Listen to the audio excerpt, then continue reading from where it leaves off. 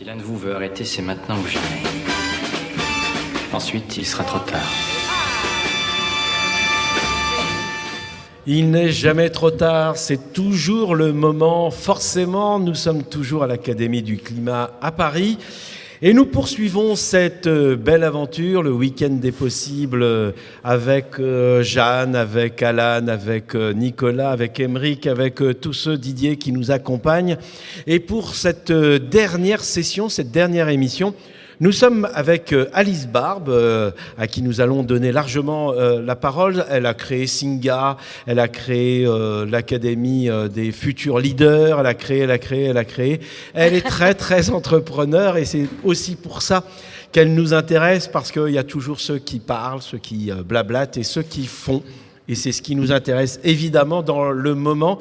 Je rappelle que vous allez pouvoir non seulement écouter en direct sur YouTube cette émission, le Moment Média, mais vous allez aussi pouvoir la podcaster si vous le souhaitez, le moment.org, et vous allez aussi surtout pouvoir la partager, puisque l'idée, encore une fois, c'est le moment, c'est un mouvement collectif qui essaye de donner la parole à ceux qui n'ont pas forcément de ronde serviette sur CNews et sur toutes ces chaînes ou ces médias, qui n'invitent que ceux qui ont oublié d'abord et avant tout qu'il faut être informé, documenté avec des infos sourcées. C'est ce qui est le plus important, et nous allons en parler justement avec Alice Barbe, qui a une nouvelle corde à son arc, puisqu'elle fait de l'investigation pour défendre la démocratie. On verra ça avec elle dans quelques instants. Mais ce que je vous propose tout de suite, c'est de donner la parole à notre amie Jeanne, journaliste à l'ESJ. On va en parler peut-être avec Alice, qui connaît très très bien cette école et surtout son rachat par quelques milliardaires. Alors Jeanne, c'est à toi. Merci beaucoup. Alors Alice Barbe, c'est l'activiste qui parle cash, même quand elle n'en a pas. Mesdames et messieurs, avec nous sur ce plateau, Alice Barbe, entrepreneuse sociale, activiste, maman selon sa bio Insta, et si l'on en croit Pascal Praud, agent double du wokistan infiltré en République. On dit que les grandes causes naissent de petites galères. Pour Alice, c'était plutôt un Everest de galères, un culot XXL et une envie urgente de beauté des fourmilières bien tricolores. Elle aurait pu lancer une start-up de livraison de quinoa en trottinette électrique, mais non. Elle a préféré cofonder Singa, le plus grand incubateur d'entrepreneurs réfugiés. Et puis l'Académie des grands leaders. Alice, elle s'attaque aux sujets qui font frémir les plateaux de CNews. Immigration, asile, OQTF.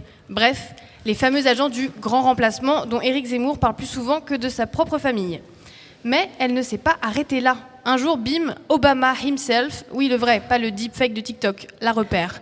Direction Columbia University, la fac, pas la doudoune.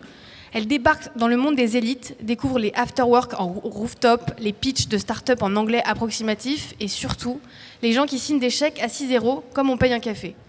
Elle apprend à parler leur langue, celle du fundraising, des fondations et des PowerPoint à impact social. Parce que, soyons clairs, tu crois qu'on forme des leaders réfugiés avec de la gratitude et des good vibes ? Bah non, faut de l'argent, beaucoup. Alice Barbe, c'est ça. Une activiste qui parle vrai, qui dérange et qui construit du concret là où d'autres brassent du vent. Waouh. Alice, alors, une réaction d'abord à ce portrait Je suis très touchée, c'est exactement ça, sauf le quinoa. Il a vraiment dit ça, Pascal Praud ? Non, je crois que j'ai un peu fantasmé, mais je suppose qu'il pourrait le penser. Il en est parfaitement capable, évidemment. D'ailleurs, Pascal Praud, Laurence Ferrari, Sonia Mabrouk, etc., c'est un peu aussi, vous, vos têtes de Turc, finalement. Parce que ça, c'est un peu le satellite Vincent Bolloré. On n'a pas les mêmes moyens. On n'a pas les mêmes moyens. Non, je crois pas. En fait, je pense qu'il n'y a pas d'affrontement ou de fait de définir Bolloré et compagnie comme des adversaires. Il y a le fait de tout simplement de dire en fait on est dans une république dans laquelle on a la Convention de Genève, on a les accords de Paris, on a le mariage pour tous, on a la constitutionnalisation du droit et l'accès à l'IVG, et c'est des choses qu'il faut défendre. En revanche, ce sont des gens qui ont énormément de moyens et qui les mettent à disposition d'une bataille qui est culturelle pour avoir, in fine, accès à une victoire politique. Et c'est pas que Bolloré. En fait, moi, ce qui m'inquiète, c'est pas le fait qu'il y ait un Bolloré qui va être justement la tête de Turc, c'est le fait qu'il y ait, mine de rien, de plus en plus de millions de personnes qui adhèrent à ces idées de façon consentie, mais parfois non. Et c'est là-dessus qu'il faut jouer. L'idée, c'est quand même, si on parle de ces chaînes-là, c'est pas un hasard, c'est aussi parce qu'elles véhiculent en gros des fantasmes du grand remplacement, de l'étranger, et on le sent à chacun des débats, quelle que soit l'actualité. À chaque fois, moi je regarde avec effroi, il suffit d'un fait divers pour se dire « Aïe, ça va encore nous tomber dessus ». C'est un peu ça l'idée quand même. Il y a un financement de ces médias aujourd'hui pour essayer finalement. Il y avait Caton l'Ancien dans l'Empire romain qui disait il faut détruire Carthage, il faut détruire Carthage. Systématiquement, il rappelait il faut détruire Carthage. Qu'est-ce qu'il est advenu à la fin ? Eh ben, les Romains ont détruit Carthage. Et là, qu'est-ce qui se dit tous les jours sur ces chaînes et pas seulement sur ces médias Bolloré ? Il se dit à peu près ça. Les musulmans, les arabes, les noirs sont nos ennemis, les ennemis de la démocratie ou les ennemis de la France ? En fait, à un moment, dans toutes les recherches de fonds que je peux faire, j'ai échangé avec un milliardaire qui est plutôt pro-République et qui me disait moi, en fait, je pense que quand les gens comme moi veulent faire de la philanthropie et aider la démocratie, ils ne donnent pas à des assos, ils achètent des médias. Parce que c'est à perte. Bolloré, en général, avec ses médias, il perd des millions, des dizaines de millions, des vingtaines de millions par an. En revanche, c'est assez nouveau, la manière dont tout ça est organisé, parce que avant, on était plutôt habitué, par exemple, aux ingérences étrangères, aux ingérences russes. D'ailleurs, l'histoire des punaises de lit, ça a été prouvé et reprouvé que c'était des fermatrolls russes qui faisaient en sorte de faire monter le sujet. Et ça, le problème, c'est que... Peut-être préciser quand même, ces fameuses punaises de lit, c'est Pascal Praud, dans une de ses émissions, qui avait dit, qui avait fait un lien assez scandaleux entre les punaises de lit et les étrangers, les migrants. Oui, mais il en fait régulièrement. Et c'est comment on va faire bouger la fenêtre d'Overton. Un autre exemple de Pascal Praud, mais j'ai pas du tout envie qu'on passe une heure à parler de Pascal Praud. Clairement, on va pas parler de lui non plus. Forcément, ce qu'il y a de plus intéressant. Mais il y a un autre lien qui était flagrant ces derniers mois. Épisode 1, Darmanin va sur CNews et Pascal Praud lui dit « Allez-vous rétablir le bagne ?» Même Darmanin était choqué. Il dit, bah non. Un mois plus tard, Laurent Wauquiez, nous allons envoyer les grands trafiquants à Saint-Pierre-et-Miquelon. Puis un mois plus tard, Retailleau, nous allons ouvrir de très grandes prisons pour les narcotrafiquants en Guyane. Et donc on est petit à petit en train de voir que la fenêtre d'Overton est en train de bouger de façon assez ostensible. Mais après, il y a des techniques. C'est pas juste le journaliste. En fait, c'est la partie émergée de l'iceberg. Il y a un autre exemple hyper flagrant avec des techniques d'astroturfing. L'astroturfing, c'est quoi ? C'est quand on va instrumentaliser le fait de faire monter un sujet dans les médias. Le jour où la petite Lola a été assassinée par une meurtrière qui était sous OQTF dans le 19e, c'était en face de chez moi, je m'en souviens très bien. Dans le quart d'heure qui a suivi son assassinat, il y a eu tous les noms de domaine justicepourlola.com, .fr, .eu qui ont été rachetés. Ensuite, le hashtag Justice pour Lola est apparu sur les réseaux sociaux, notamment notre préféré, X, Twitter. Et au départ, c'était une trentaine de personnes qui s'envoyaient les hashtags. Oh, mais quel scandale, hashtag Justice pour Lola. Puis petit à petit, en se faisant des chambres d'écho, le hashtag a été récupéré, il s'est amplifié, il a été aussi beaucoup utilisé par des robots, par des bots, par des IA, jusqu'au moment où il est arrivé en top tendance du réseau social. La question, c'est qui est l'animateur de télé qui base l'entièreté de son émission sur les tendances X et Twitter ? C'est Cyril Hanouna. Et donc, en quelques heures, ce hashtag est devenu viral et ce fait divers, le meurtre de la petite Lola, est devenu viral. La question maintenant, c'est qui a acheté ces noms de domaine et qui a commencé à utiliser le hashtag ? C'était les équipes d'Éric Zemmour. On se rend compte que finalement, aujourd'hui, les médias, alors que le métier d'un média, enfin en tout cas des journalistes, c'est d'aller sur le terrain, d'aller enquêter, ou en tout cas de donner la parole et essayer au plus près de raconter. Un fait divers est horrible comme celui-ci. Pour autant, l'instrumentaliser, il n'y a rien de pire, ne serait-ce que pour la famille, mais aussi pour les enquêteurs, pour la justice, pour tous ceux qui travaillent. Un journaliste, il doit juste informer. Là, en l'occurrence, on est dans des postures. Et c'est là où ça devient un tout petit peu dramatique, pas seulement pour le journalisme, mais aussi pour la démocratie. On est dans des postures de fabrique d'opinion, mais il y en a énormément. Et c'est là peut-être un de mes grands sujets de prédilection en ce moment, c'est de travailler, d'étudier comment l'extrême droite s'organise, parce qu'elle est très bien organisée. Au-delà de ce que je viens de raconter sur l'astroturfing, mais il y a évidemment 10 millions d'exemples, ils ont aussi des écoles de formation. Ils ont des écoles de formation politique, à l'image de l'Institut de formation politique créé il y a 20 ans, mais qui a pas formé grand monde jusqu'à 2020. Et depuis 2020, ils ont formé 3000 personnes, 3000 gamins qui ont 20 ans, 22 ans et qui se sont formés à la politique. Aujourd'hui, ce sont des gens qui sont députés Rassemblement National ou Ciotti ou travaillent avec Reconquête et qui sont dans les cabinets. Ce sont aussi des influenceurs, à l'image de Thaïs Descuffon. Je ne sais pas si vous avez déjà vu cette influenceuse fémo-nationaliste qui explique dans ses vidéos TikTok que plus une femme a de rapports sexuels, moins elle a de chances d'avoir d'enfants parce qu'elle est impure, ou que les femmes sont biologiquement programmées pour se reproduire avec des hommes qui sont plus beaux, plus riches et supérieurs. Il y a aussi Alice Cordier, cette fémo-nationaliste fondatrice du groupe Némésis. Il y en a tout un tas et ils sont financés et ils sont formés dans ces écoles qui sont aussi parfois des écoles de journalisme.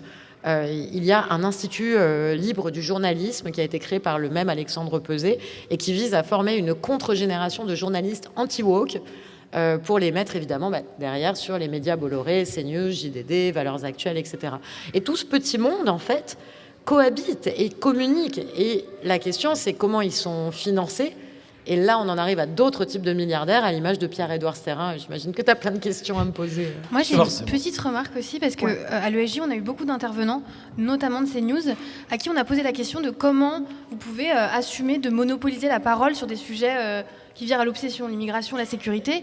Et leur réponse, c'est « on est les seuls qui avons le courage de parler de ces sujets-là ». Et ce qu'on leur a répondu en discussion, c'est « mais c'est pas les lecteurs ou les spectateurs qui décident de ce qu'on parle dans les journaux ». C'est pas eux, c'est pas d'eux dont vient la demande.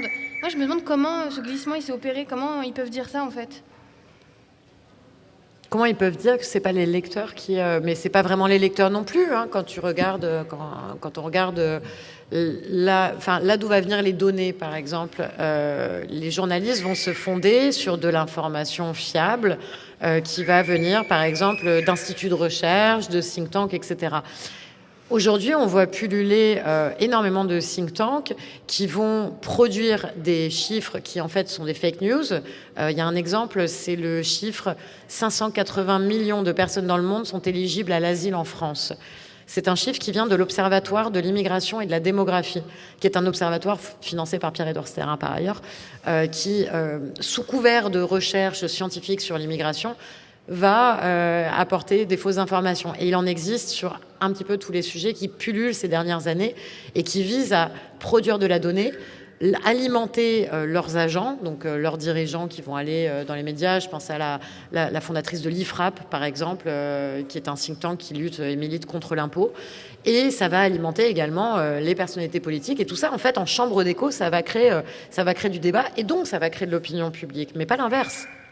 Mais il y a eu aussi un glissement jusque-là, jusqu'à une certaine période, avant l'émergence des Zemmour, etc. Les journalistes décidaient. Enfin, c'est l'actualité qui décidait chaque jour. Et pour le journaliste, la question, en conférence de rédaction, donc de manière très collective, choisissait les sujets. On est là dans un cadre classique du journalisme, qui est à la fois d'aller chercher de l'information, de faire des choix, une hiérarchie dans l'information, parfois d'avoir plusieurs entrées. Mais ça, c'était avant. Un certain nombre de chaînes aujourd'hui, de médias, quels qu'ils soient, en fait, ont décidé, pour le coup, à la fois d'être sourcés par ces fameuses techniques tendances qui remontent comme ça, et les rédacteurs en chef, qui n'en sont pas, qui n'ont pas d'éthique, vont décider d'une actualité qui ne correspond pas à celle qui était pratiquée jusque-là. Et c'est là où il y a un vrai glissement et un vrai danger. C'est ça, en fait. C'est l'idée qu'aujourd'hui, c'est plus un journaliste avec une éthique et surtout collectivement qui va hiérarchiser. Là où c'est encore plus important, c'est effectivement, il faut réussir demain à pouvoir chasser les fantasmes dans certaines ou les obsessions, parce que c'est ça aussi la réalité, la fabrique de l'opinion, et redonner du pouvoir aux journalistes. Là, tu me poses une question, tu viens me chercher sur un terrain que je connais mal. Moi, je peux parler Oui, de non, mais aussi, aujourd'hui, non, mais c'est pour ça. Non, mais ce que je dis par là, c'est qu'il y a eu un glissement. Il y a eu un glissement, mais il y a eu un glissement avec des nouvelles technologies aussi, avec l'utilisation de beaucoup de moyens. Il ne faut pas oublier l'importance des réseaux sociaux. La moitié des lecteurs des médias en général, ça provient des réseaux sociaux. On scrolle Instagram pour s'informer, les gens s'informent sur Facebook, et pas que les jeunes, ça c'est vraiment des clichés qui ne sont pas forcément vrais, mais la moitié des lecteurs des médias vont accéder à un site comme Le Monde par exemple, ou Le Figaro, en utilisant les réseaux sociaux. La question des réseaux sociaux, c'est une question fondamentale, ne serait-ce que les influenceurs, parce que ce n'est pas des terrains qui ont été occupés par, on va dire, le journalisme ou le politique républicain, sérieux, etc.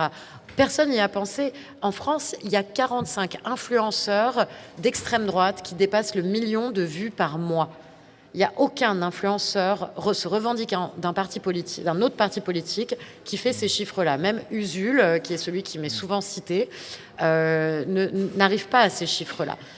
Et quand tu vois que tu as des écoles de formation qui sont derrière, là, ça devient assez flippant. C'est des nouvelles techniques, c'est de nouveaux moyens, et c'est des moyens sur lesquels il faut investir. Bien sûr qu'on a besoin d'influenceurs, on a besoin d'être plus fort, on a besoin d'être plus éthique, on a besoin en politique notamment.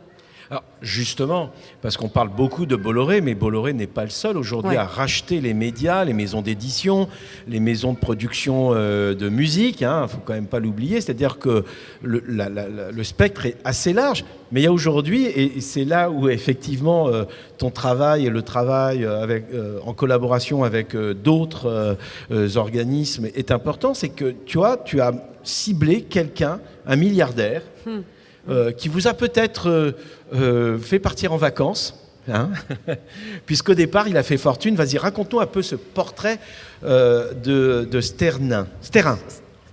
Le portrait par Alice Barbe. Enfin, tu le connais bien, déjà, a priori. Non, on ne s'est jamais rencontrés, même s'il m'a sollicité pour boire un café, et puis peut-être un jour. Mais Pierre-Édouard Sterrin, déjà, je vais situer d'où je parle. Parce que moi, j'ai entendu parler de lui il y a 2 ans dans les milieux de la philanthropie. La philanthropie, c'est un milieu très, très feutré. Et moi, je lève des fonds pour des causes radicalement progressistes. Et j'ai pas beaucoup de financeurs. Ça, on peut le dire, c'est sûr, tant sur la question de la migration, mais aussi celle, en ce moment, la mienne, de l'innovation politique, accompagner des personnalités de la société civile, des gens du terrain à entrer en politique. Peut-être justement, on va préciser, ce dont tu parles là, c'est l'Académie des futurs leaders. Oui. C'est-à-dire que l'idée aujourd'hui, c'est de former ces futurs leaders, ces leaders politiques, ces futurs élus, mais tu leur apportes aussi, pas seulement de la connaissance, mais tu leur apportes, parce que le champ est très très large, des gens qui viennent les accompagner, les former. C'est des promos, on a des promos de 6 mois avec une quinzaine de personnes qui sont identifiées de la société civile, ils viennent sur nomination.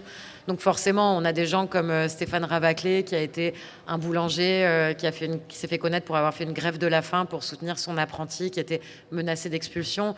On a soutenu des gens comme Samir El Hamdi, qui a été le porte-parole des personnes SDF du 115 du Grand Est et qui a lui-même fait de la rue. On a soutenu des Valérie Pommier, par exemple. Valérie Pommier, absolument. Qui, elle, est une activiste qui se bat pour la montagne. Pour la montagne. Et contre l'industrie du ski. Bon, clairement, c'est pas les personnalités préférées d'Éric Zemmour.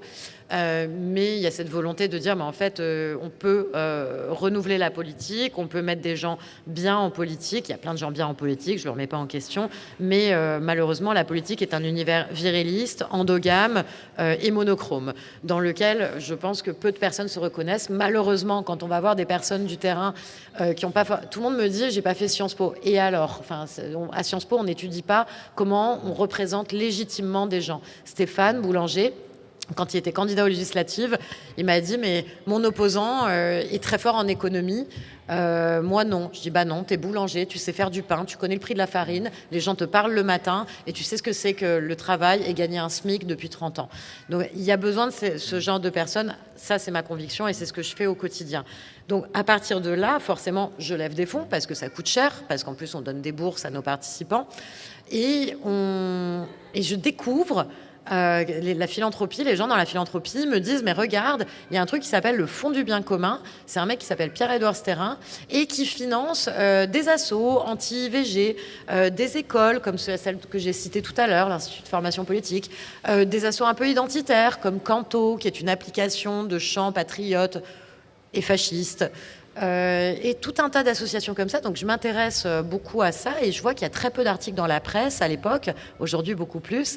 Et j'écoute les podcasts de ce monsieur, ce fondateur du Fonds du bien commun qui s'appelle Pierre-Édouard Stérin. Je découvre qu'il a, donc c'est un milliardaire qui a fait fortune avec Smartbox. Si vous avez déjà passé des vacances dans des hôtels un peu pourris, on vous a offert en un petit Bourgogne. cadeau, Voilà, c'était ça. un week-end yoga pendant 3 jours dans le Luberon. C'est pas, ouais, bon, pourquoi pas. Donc il a avec ça, aujourd'hui, il revendique 1,4 milliard d'euros. Ensuite, il a monté un fonds d'investissement qui s'appelle Otium Capital et qui investit dans des startups, des boîtes comme Feed, les barres de céréales qu'on trouve dans tous les supermarchés, ou PayFit, un logiciel de paye. Et donc voilà. Et en 2015, ce monsieur commence à faire des dîners politiques avec des Marion Maréchal, des François-Xavier Bellamy, parce qu'il commence à se dire bon, j'ai envie de m'intéresser à la politique. En 2019, il crée son fonds du bien commun. Il a aussi créé les Nuits du bien commun. C'est pas la même chose, mais pour lever des fonds pour l'humanité, pour la philanthropie, pour une certaine idée du bien commun qui est la sienne. Et quand on l'écoute, ce qu'il revendique, c'est de dire moi, je veux devenir un saint. Mon objectif dans la vie, c'est d'être un saint. Je veux servir Jésus d'abord, la France après. Et avec une ligne rouge qui est l'avortement, par exemple, ou l'hétérosexualité. Et j'ai un business plan pour la France à 2000 ans. OK. Et tu as 1 milliard quasi et demi d'euros pour financer ce que tu veux. Donc l'économie, le business, la philanthropie. À titre d'exemple, je vous donne juste le chiffre du Fonds du bien commun. L'an dernier, c'était 80 millions d'euros de budget. À titre de comparaison, la Fondation Total, c'est 40 millions. La Fondation BNP, c'est 20 millions. Et la Fondation de France, c'est 120 millions. Stérin, il veut que son Fonds du bien commun, ce soit 300 millions par an en 2030. Donc c'est énorme, c'est une mainmise, c'est une OPA sur la philanthropie et donc sur le monde associatif, parce que beaucoup d'associations, de petites associations, se sont faites avoir. Et c'est très difficile quand on est une asso de dire non à des gros chèques. Alors évidemment, ce ne sont pas des assos comme Singa qui vont être sur l'accompagnement des personnes réfugiées. En tout cas, j'en ai pas trouvé en faisant mes enquêtes. Et le truc, c'est que moi, je découvre ça il y a 2 ans et je commence à enquêter. Effectivement, tu l'as dit. Bon, voilà, je travaille un petit peu avec des journalistes. Je m'intéresse vraiment à ça parce que la philanthropie, encore une fois, c'est un milieu très feutré, donc il tolère d'une certaine manière. Malheureusement, on vit dans un monde aujourd'hui où il faut beaucoup de courage, étant donné le niveau de fenêtre d'Overton. Il faut beaucoup de courage pour dénoncer le fascisme. Il faut beaucoup de courage pour dénoncer les antidroits, les anti-genres, quand on voit, quand c'est sous nos yeux, mais qu'on ne veut pas le dire parce qu'on a peur. Et là, je commence à travailler. Il y a des gens qui bossent avec Stérin, qui me donnent des infos. Okay.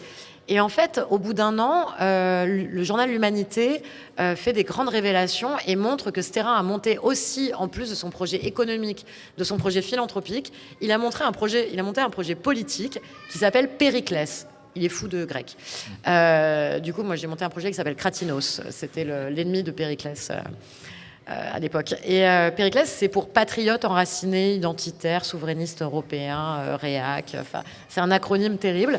Et c'est un projet politique dans lequel il veut financer des think tanks, des écoles politiques, des associations très radicales pour gagner la bataille culturelle. Là, il a mis 8 millions d'euros l'année dernière, il a mis 20 millions d'euros cette année. Il veut mettre 150 millions d'euros sur 10 ans. Et donc, forcément, il a fini en commission d'enquête à l'Assemblée nationale ces dernières semaines parce que mettre autant d'argent au service d'un projet politique devrait être illégal. Et il a réussi à contourner la loi. Il ne s'est pas présenté en commission d'enquête, donc il risque 2 ans de prison. Bon, et 7 500 € d'amende, mais je pense qu'il s'en fiche. Et on va voir ce qui va se passer. Mais ça pose cette question. Et je suis heureuse que la République, à travers cette commission d'enquête, que les médias, à travers les multiples enquêtes qui ont lieu sur son écosystème et sa galaxie, s'en saisissent. Parce que là, pour le coup, c'est évident qu'il faut faire quelque chose et que tout cela devrait être illégal. Sauf que Stérin, c'est un milliardaire parmi tant d'autres. Qu'aujourd'hui, on sent quand même qu'il se ligue, entre guillemets, pour donner à la France, j'allais dire, le pouvoir à ceux qui ont une vision un peu monocolore de ce que devrait être l'élite au pouvoir. Ce qui est passionnant dans ce que tu dis, c'est que tout le monde n'est pas d'accord. Il ne faut pas oublier que l'extrême droite, au départ, c'était 50 nuances de facho. Il y avait les païens, les royalistes, les identitaires, les cathos, etc. Et ils sont tous rassemblés un jour sous la bannière de quelqu'un qu'ils considéraient comme modéré, qui s'appelait Jean-Marie Le Pen. Donc, l'extrême droite, c'est très riche, c'est très large. Quand on parle de Pierre-Édouard Sterrin, je l'ai dit, c'est Jésus d'abord. Et donc, ça peut ne pas être le RN. D'ailleurs, il dit lui-même qu'il ne trouve pas Marine Le Pen ou Jordan Bardella à la hauteur, qu'il n'est pas d'accord avec le programme du RN, sauf sur l'immigration et la famille, hein, parce que, bon, quand même, les bonnes valeurs, mais qu'économiquement, c'est trop des gauchistes. Donc, il va plus avoir tendance à soutenir Retailleau. Et en fait, ce qu'on voit avec les milliardaires, et notamment dans le milieu de la tech, qu'il faut vraiment observer, c'est un peu les cool kids de la tech, qu'on pensait plutôt progressistes et qui s'avèrent plutôt très intéressés par le lien qu'il peut y avoir entre réactionnaires, anti-avortement, anti-progrès, anti-climat et ultra-libertarianisme de la fin des impôts, la fin de l'État. Et c'est là qu'on retrouve un certain nombre d'acteurs, notamment aux États-Unis. Il y en a un qui s'appelle le réseau Atlas, par exemple, qui finance beaucoup de think tanks dans le monde à coût de 400 000 € par an et par think tank, dont 3 en France. Et qui se retrouve et qui dit nous on a mis, c'est un réseau qui se vante d'avoir mis Thatcher au pouvoir, Javier Milei en Argentine et agit sur le Brexit. Et aujourd'hui, il y a des liens qui se créent très forts entre les ultralibertariens du monde entier et les valeurs évidemment radicales d'extrême droite. Et c'est ça qu'il va falloir observer, notamment avec l'avènement de Trump, parce que moi j'ai vu des gens que j'ai rencontrés avec Singa, que j'ai formés sur l'accueil des réfugiés, comme le fondateur d'Airbnb, Joe Gebbia, qui se revendiquait de « on va aider les réfugiés avec Airbnb », qui aujourd'hui fait des prières à Donald Trump en disant « mais enfin l'avènement de Donald Trump ». Et c'est là qu'on voit que les choses se recoupent. Et c'est là qu'il va falloir observer non pas les vieux milliardaires, ceux d'hier, mais ceux d'aujourd'hui qui sont en train de faire fortune et qui vont investir cet argent pour des idées politiques qui les serviront eux. C'est quand même très très inquiétant parce que des gens dont tu parles, il y a Steve Bannon, il y a tout un tas de gens dans cette sphère. Et en fait, en France, on a l'impression que finalement, on a des marionnettes qu'on agite en fonction d'idées civilisationnistes, etc. À l'époque, il faut quand même le rappeler, Hitler disait que la civilisation chrétienne était menacée. Et donc, il a lié tout un tas de gens, ça a donné le nazisme. Aujourd'hui, on a l'impression que c'est la civilisation judéo-chrétienne qui est menacée. Un peu, si, bien sûr. Bah si, quand on entend Retailleau et les autres, l'ennemi c'est l'islam, l'ennemi c'est celui qui n'est pas comme lui. J'ai l'impression que le plateau va être investi par les intermittents du spectacle. Non, c'est parfait. C'est la visite des guidés, bonjour. Salut. La visite des guidés qui visite le lieu aujourd'hui. Donc je vous ai expliqué qu'en fait l'Académie du climat, c'est un endroit où on n'envoie pas des ondes n'importe où, n'importe quoi, parce qu'on est écologiste. Donc ils ont l'impression qu'ils sont en train de faire une émission de radio, pas du tout, ça rien n'est branché. Donc vous voulez les applaudir pour cette imposture géniale. Donc on est fort, hein. Oh, vous êtes vraiment très fort. Et en fait c'est juste pour les enceintes, hein, c'est diffusé.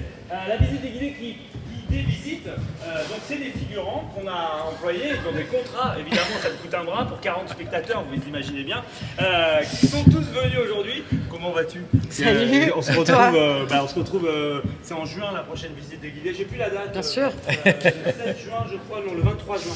Bon en tout cas voilà, c'est la visite des guidés, continuez à faire semblant d'écouter puisque vous aussi je sais que vous n'écoutez rien. Merci beaucoup, allez on continue. Les trolls. En live. Alors peut-être préciser que nous sommes tous des avatars, vous aussi.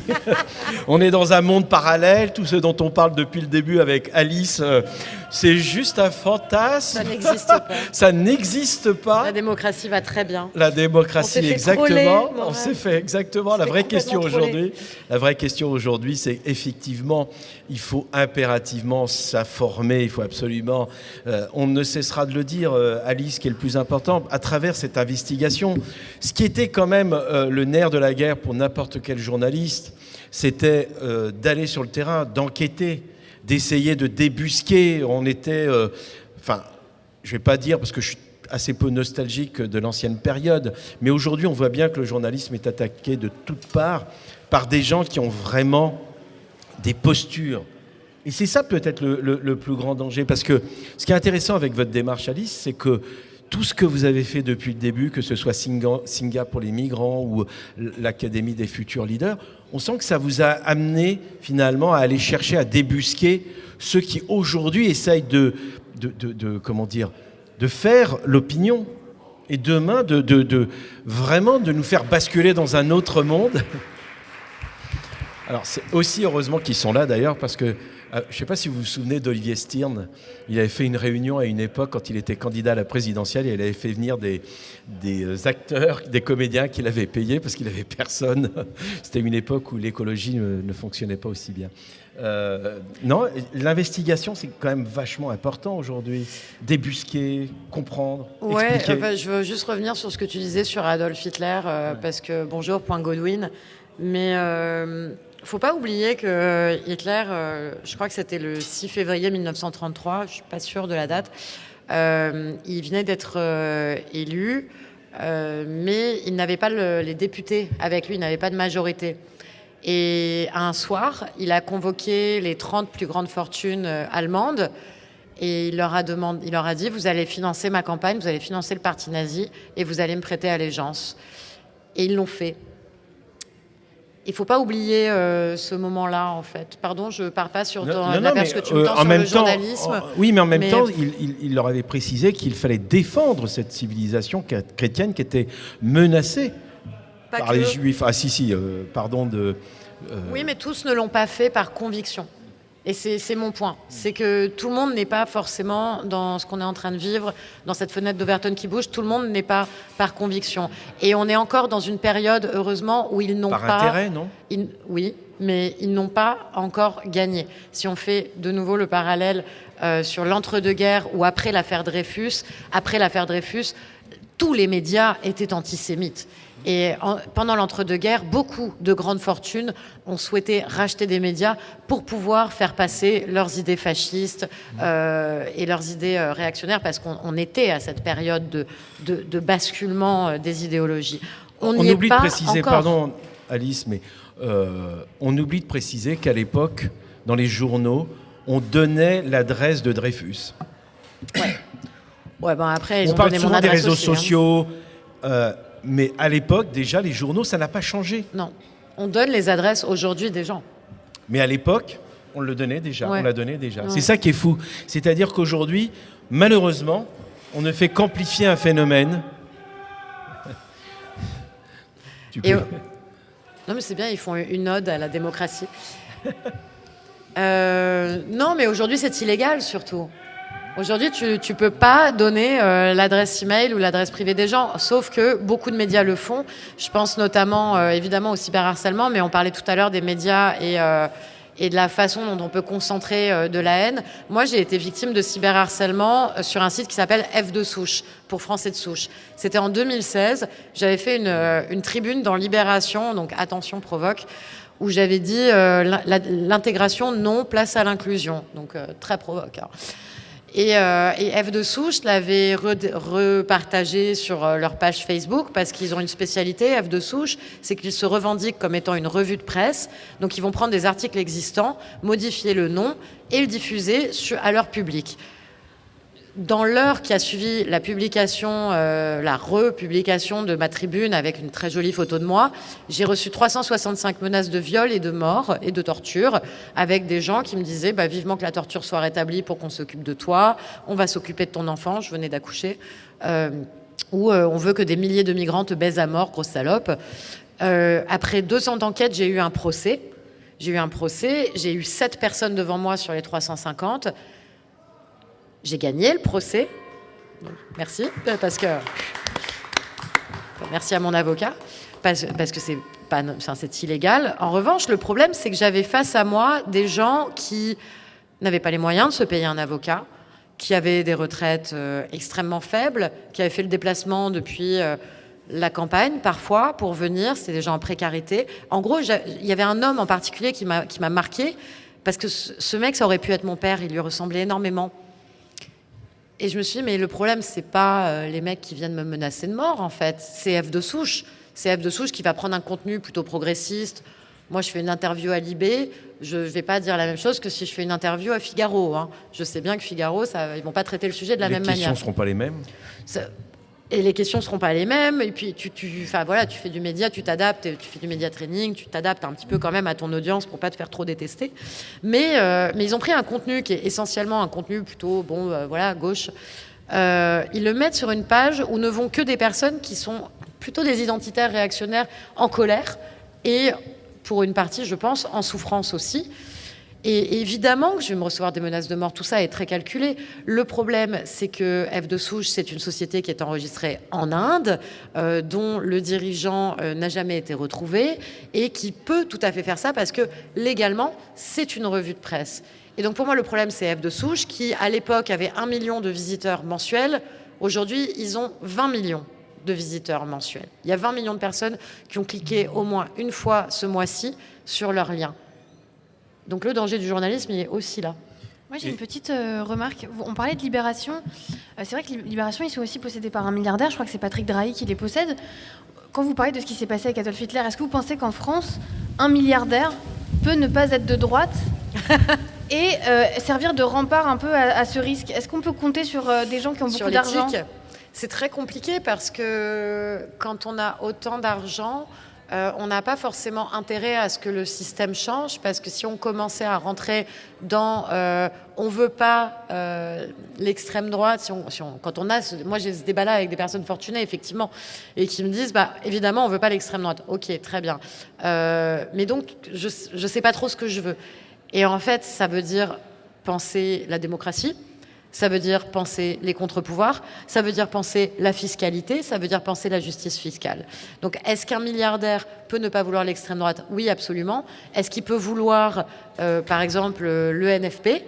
Pas forcément, parce que ça peut aller complètement à l'encontre de ses intérêts. Et ce que je trouve très intéressant dans la dynamique qui se passe depuis la dissolution et les révélations sur Pierre-Édouard Stérin, c'est qu'il y a quand même pas mal de personnes fortunées qui commencent à s'organiser, à se mobiliser, mais c'est pas des milliardaires. C'est des gens plutôt avec des patrimoines, plutôt des millionnaires, mais qui disent en fait, moi je suis prêt à m'engager. Il y a eu une tribune qui a beaucoup tourné cette année de millionnaires qui disaient on veut que l'héritage soit davantage taxé, on veut qu'il y ait une fiscalité sur l'héritage.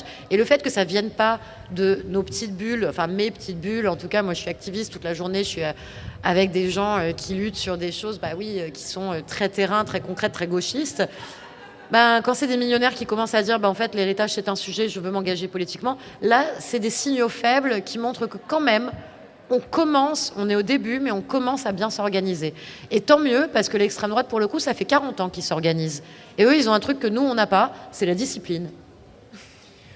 Tu parlais tout à l'heure, à demi-mot, de l'intelligence artificielle et de ceux qui aujourd'hui possèdent les réseaux sociaux. Quand on parle de X, quand on parle de Facebook, etc., la vraie question aujourd'hui, c'est les algorithmes.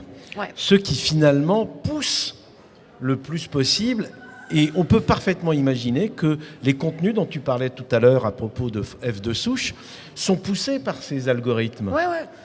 C'est ça, en fait, aussi, non? Peut-être le danger? C'est un énorme... là, tu poses un très bel exemple, parce qu'il y a deux sujets. Les algorithmes, déjà, il faudrait une transparence algorithmique. Ils refusent, il faut être très clair là-dessus, pas de transparence. Les refusent. D'ailleurs, il vous reste 2 jours si vous ne voulez pas qu'une IA... s'incruste dans votre façon de gérer Facebook et Instagram, on peut encore dire non.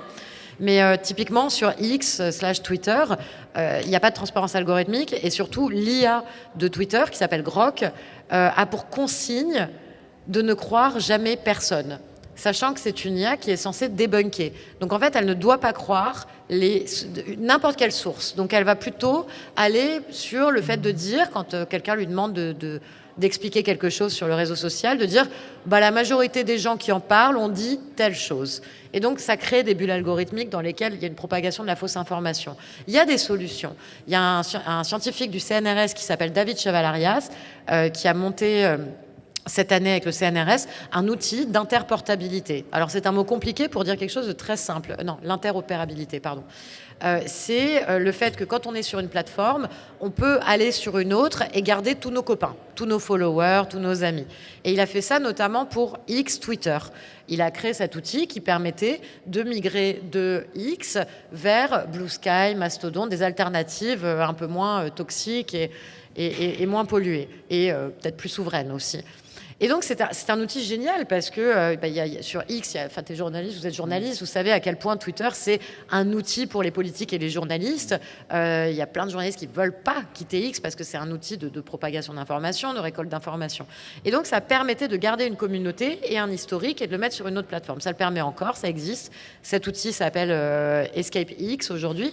Ce qui s'est passé quand on a fait ça était très intéressant parce qu'on a réussi à faire, d'ailleurs avec le Moment, une très très belle campagne avec 3 bouts de ficelle. D'ailleurs, on a fait ça sans argent. On a fait ça avec l'ONG On est prêt, les activistes pour le climat. On a fait venir des influenceurs, des politiques, des gens comme Benoît Hamon, Anne Sinclair, qui se sont positionnés. Sauf que le jour où on a sorti notre conférence de presse, qu'on a sorti l'outil, dans la minute, on a eu un influenceur plutôt complotiste d'extrême droite, enfin pour pas le nommer, Idriss Aberkan, qui a fait un live devant 80 000 personnes en disant « Cette initiative utilise l'impôt des Français, vole l'impôt des Français contre Elon Musk ». Donc forcément, qu'est-ce qui se passe? On se prend un shitstorm de cyberharcèlement pas possible.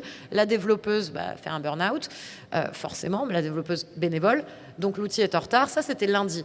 Mardi ou mercredi, question au gouvernement. 3 députés RN et RN avec Ciotti qui sortent de cette école, Institut de formation politique, dont j'ai parlé tout à l'heure par ailleurs. 3 questions au gouvernement. Madame la ministre du numérique, ces gens volent l'argent des Français contre Elon Musk. Ce sont des ingérences. Il faut absolument l'interdire. Heureusement, les ministres étaient de notre côté. Ils ont dit pas du tout, en fait. Troisième tentative, le jeudi, mais tout ça, c'est fait en 4 jours. On reçoit une plainte. Le think tank, le Cercle Droits et Libertés, porte plainte contre nous pour, détournement de fonds, quelque chose comme ça. L'envoie à leur newsletter de 15 000 avocats dans Paris. Le Cercle Droits et Libertés, c'est un des think tanks qui est financé par Pierre-Édouard Sterrin via Périclès. Et en fait, tout ça, en 3 jours, tu te dis, ok, ils étaient hyper organisés. Nous, on était quelques copains, quelques chercheurs avec 3 bouts de ficelle à créer une solution. Donc on a quand même, moi je suis entièrement d'accord qu'il faut développer ces outils-là et qu'il faut se battre. Mais on a quand même de sacrés ennemis face à nous. Très organisé.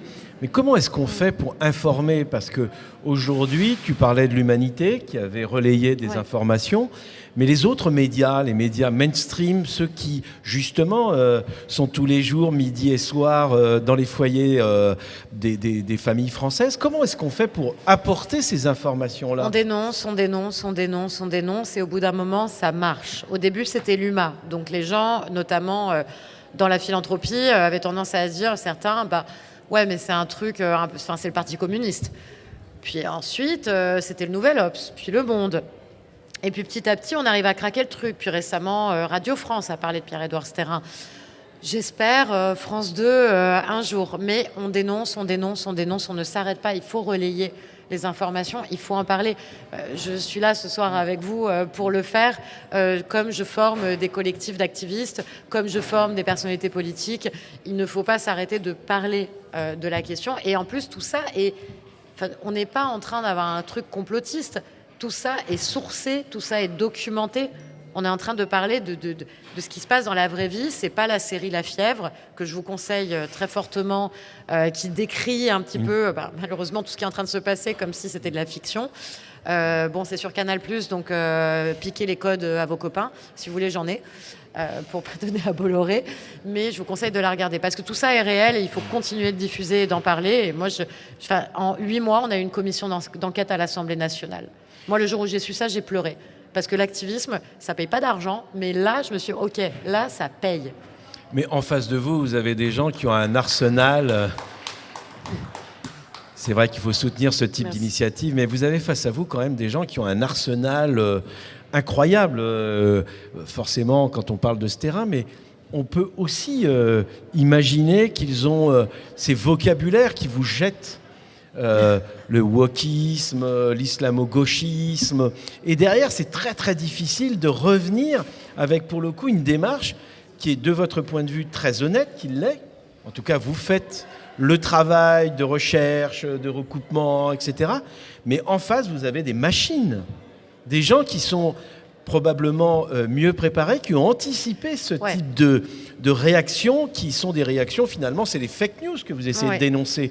Mais comment faire pour dénoncer des fake news, parce que c'est très chronophage aujourd'hui? Alors, non, oui, et en plus, il y a énormément d'études qui montrent que débunker des fausses informations, ça ne marche pas. Donc, il faut se concentrer sur les nouveaux récits, il faut investir sur les nouveaux récits. Je vais peut-être pas trop m'étendre là-dessus, mais je pense qu'il y a aussi... il y a un truc de trouver des alliés et faire coalition. Je parlais de discipline tout à l'heure. Moi, évidemment, tu l'as dit quand tu m'as présenté le Wokistan de Pascal Praud, mais aussi une des partenaires stratégiques de Barack Obama. Donc, moi, on va voir mon Wikipédia ou ce qu'il y a sur Internet. Je suis la plus apolitique des activistes si on regarde vraiment. Enfin, oui, je défends des causes, mais je ne suis pas alliée avec des partis politiques, par exemple. Donc, je pense qu'il faut se former, parce que c'est pas que de moi dont il est question. C'est de toutes les personnes qui se font attaquer et ridiculiser, harceler et sont victimes de guérilla juridique. Il faut se former, il faut se protéger, il faut... se blinder, alors bien sûr psychologiquement, bien sûr juridiquement, mais il faut aussi être stratège avec qui on va travailler et comment on va travailler, parce que à la fin de la journée, on se bat quand même juste pour préserver les acquis. Moi, je veux juste pas qu'on perde le droit de vote des femmes, en fait, l'accès à l'IVG, la Convention de Genève. Avant, je pensais qu'on pouvait progresser. Là, on voit bien, c'est le thème du jour. On est dans un backlash. Bon, essayons déjà de garder les fondamentaux. Aux États-Unis, ils sont déjà en train de parler du fait de remettre en question le droit de vote des femmes. Déjà. Sitôt. Il y a 1 an, les influenceurs masculinistes ont commencé à en parler. Aujourd'hui, Trump a dit « Je commence à étudier la question pour les femmes immigrées ». Donc déjà, on va se concentrer sur s'organiser, se compter, se discipliner, je pense, on en a bien besoin, et travailler ensemble et défendre les acquis. Et se former. Ce qui est terrible, c'est que l'arsenal aussi de Donald Trump, là, il suffirait aussi de parler d'Harvard, où il a décidé d'expulser quasi du jour au lendemain, même s'il y a une décision de justice qui va peut-être ralentir en tout cas cette décision, de virer tous les étrangers, tous les étudiants étrangers. Ouais. Enfin, je veux dire, c'est fou. Il attaque, en fait, tout ce que tu dis, c'est-à-dire tous les acquis aujourd'hui. Ouais. Mais comment est-ce qu'on fait pour lutter? Parce qu'aujourd'hui, on voit bien que c'est Donald Trump qui donne le là de la politique internationale. Il suffit qu'il tousse pour que le monde soit obligé de réagir. Oui, enfin, ça a toujours été le cas avec les présidents des États-Unis, Poutine aussi. Sous Biden, pas du tout. Enfin, je veux dire, franchement... Sur la méta-histoire, on va dire, les États-Unis jouent quand même un rôle de leader au niveau... Enfin, c'est la première puissance mondiale. Après, ça relève de la stratégie aussi. Quelqu'un comme Trump qui sort une dinguerie à la minute, c'est des stratégies de détournement d'attention. Parce qu'il y a quand même un état de droit encore aux États-Unis qui fait qu'un certain nombre des trucs qu'ils déclarent qui n'ont aucun sens ne sont pas légaux. Mais il y a une stratégie derrière, complètement. Il sort une dinguerie à la minute. Ça rend les gens fous. Moi, ma maman, elle est en dépression depuis que Trump est élu parce qu'elle ne vit qu'au rythme des dingueries de Trump. Et elle dit, mais c'est horrible, le monde part en vrille. Je dis, non, mais il faut pas écouter, en fait, parce que ça relève d'une stratégie. Donc ça, il faut faire assez attention. Ce qui se passe aux États-Unis, évidemment que c'est la grande dinguerie et que c'est scandaleux. J'espère que ça va quand même rester une démocratie et qu'il va falloir serrer les dents très très fort pendant encore 3 ans et combien 8 mois. Ouais, c'est à peu près. Et surtout, on va faire en sorte que ça n'arrive pas en France et idéalement en Europe. Alors, peut-être juste une solution à nous donner pour essayer justement d'éviter de se laisser abuser, de sombrer aussi comme ta mère, parce qu'effectivement, il y a une vraie puissance derrière tout ça, derrière Trump.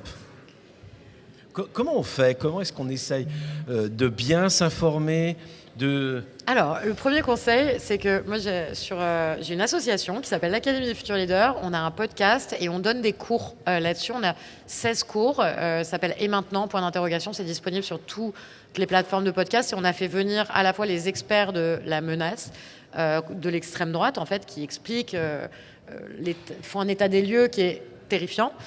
Mais il y a quand même beaucoup de gens qui ont des solutions. Je pense à Loumire Laprey, qui est une activiste notamment du monde rural, et là qui vient de passer 6 mois dans l'Amérique de Trump, et qui a vraiment dans les zones où les gens votent Trump, et qui a tout documenté, qui est une formidable community organizer. Je pense à Kevin Vacher, également un organizer à Marseille, notamment dans les quartiers nord. Je pense à Ariel Halimi, qui est un avocat pour les droits humains, à Edoui Plenel aussi, qui est Edoui Plenel, quoi, à des journalistes. En fait, des solutions, il y en a à échelle collective. Maintenant, si ta question, c'est qu'est-ce qu'on fait à échelle individuelle, moi, les trucs des petits gestes. Alors, bien sûr, il faut voter, il faut bien voter, il faut parler, il faut dialoguer, il faut parler avec les gens qui ne sont pas d'accord avec nous. Tout le temps garder ce lien. Moi, quand je me retrouve à tracter, parce que parfois, voilà, ça me pète, je vais tracter pour des campagnes, je parle aux gens qui me disent qu'ils vont voter Bardella, et à la fin, on se fait un gros câlin, même si on n'est pas d'accord. Et si on perd ça, on perd vraiment, vraiment la démocratie. Donc moi, et mon Dieu que je vis dans ma petite bulle du 19e arrondissement, à manger végétarien, avec mes copains qui votent à gauche, bien sûr. Mais je pense que ça, c'est un truc qu'il ne faut pas lâcher à échelle individuelle. Continuer de parler avec les gens qui ne sont pas d'accord, créer des liens. Et je finirai sur cette anecdote qui me tient énormément à cœur. Obama oblige. Quand Obama, donc c'est lui qui me l'a raconté, et puis son directeur de cabinet, quand Obama était président des États-Unis en 2008, il savait qu'il ne pourrait plus jamais aller dans des PMU pour taper la discute avec des gens. Et c'était pourtant ça son ADN. C'était ça qu'il aimait faire, c'est tout ce qu'il a aimé faire, tout ce que son pasteur lui a conseillé de faire. Il est arrivé à la Maison-Blanche, il a demandé à son directeur de cabinet, David Simas, il lui a dit « Maintenant, tu seras mes yeux et mes oreilles, et tous les mardis soirs, tu vas aller dans les pires rades, les endroits les plus pauvres, là où il y a le plus de drogue des États-Unis, tu vas sillonner l'Amérique, et tu reviendras me faire un débrief le mercredi matin. » Et tous les mardis soirs, David prenait l'avion, allait dans les pires rades, se mettait dans des PMU, dans des diners, commandait sa bière et son burger, se tournait vers son voisin et disait « Comment ça va ?» Et quand David raconte ça, je peux vous dire qu'il raconte des trucs... Quand tu as une conversation avec quelqu'un, que tu parles du cancer de ta mère, de tes enfants, du fait que tu n'arrives pas à payer tes impôts, que ta voiture est tombée en panne, tu peux avoir cette conversation avec des gens qui sont radicalement à l'opposé de toi, des racistes, des fascistes, des personnes sexistes, mais on est unis par ça. Et David, tous les mercredis matins, allait raconter ce qu'il avait vécu à Obama, dans le bureau ovale. Et ça a été... Alors, on aime ou on n'aime pas Obama, hein, mais quand il le raconte, moi, ça m'a énormément inspirée parce que je me dis, pour préserver la démocratie, c'est ça qu'il va falloir faire. C'est parler avec des gens en permanence qui ne sont pas d'accord avec nous, et pas que sur ce qui nous polarise, mais sur ce qui nous unit, sur nos souffrances communes et nos espoirs communs. Merci Alice Barbe, merci. Jeanne, merci à tous d'avoir, parce qu'il fait un peu plus frais qu'en début d'après-midi, merci d'avoir été là. Et si vous voulez aussi vous informer, le moment.org évidemment, et si vous voulez revoir ces podcasts avec des gens pour le coup qui sont venus nous accompagner pendant ce week-end des possibles, Albert Moukaïber, Thomas Landrin, Pascal Blanchard et tant d'autres, n'hésitez pas à retrouver les podcasts sur le moment.org et autrement sur la chaîne YouTube Le Moment Média. N'hésitez vraiment pas, et je tiens à remercier évidemment Nicolas Bigard qui est derrière nous, qui est vraiment la cheville ouvrière de ces 2 journées, mais pas seulement, parce que je peux vous dire que dans le tiers-lieu où nous sommes à la Sorbonne, à Sancier, il en faut du courage, il en faut du travail pour essayer justement de débunker, comme tu dis Alice, pour essayer de donner la parole à des gens, des activistes comme Alice, qui travaille et qui surtout fait en sorte d'agir. C'est le plus important, même si c'est des petits gestes, hein, le petit colibri, comme disait Pierre Rabhi, c'est important parce que c'est ce qui est le plus essentiel. Merci à tous, merci Alan évidemment, et merci Émeric. Tous ces gens ont travaillé volontairement, bénévolement, et ils le font tous les jours. Merci à tous.